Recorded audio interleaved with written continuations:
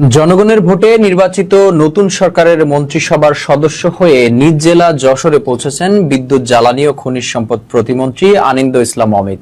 শুক্রবার সকালে 2 দিনের সফরে তিনি যশোরে আসেন। সকাল 10:30টার পর ঢাকা থেকে বিমানযোগে যশোর বিমানবন্দরে পৌঁছালে জেলা প্রশাসক ও পুলিশ সুপার সহ প্রশাসনের ঊর্ধ্বতন কর্মকর্তারা তাকে ফুল দিয়ে শুভেচ্ছা জানান।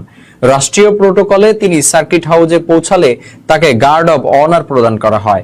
যশোর সার্কিট হাউসের সম্মেলন কক্ষে প্রায় 2 ঘন্টা ধরে বিভিন্ন শিক্ষা প্রতিষ্ঠান, সামাজিক সংগঠন, পেশাজীবী সংগঠন, রাজনৈতিক নেতাকর্মীরা ফুল দিয়ে তাকে শুভেচ্ছা জানান।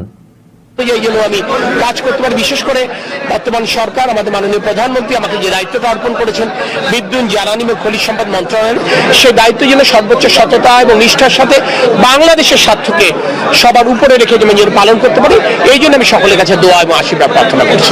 নির্বাচনী প্রতিশ্রুতির ব্যাপারে যেটা আমার ওয়াদা ছিল, আমি এখানে আসবার পরেই, আনুষ্ঠানিকতার পরেই আমি জেলা প্রশাসন, পুলিশ প্রশাসন, উপজেলা প্রশাসনের সাথে একটা সংক্ষিপ্ত বৈঠক করেছি। সেখানে ওই কথাগুলোই বলবার চেষ্টা করেছি। তো নির্বাচনের আগে আমি রাজনীতি কর্মী, আর জনগণের কাছে আমার ব্যক্তিগতভাবে দেওয়া কিছু ওয়াদা ছিল, আমার দলের কিছু অঙ্গীকার ছিল।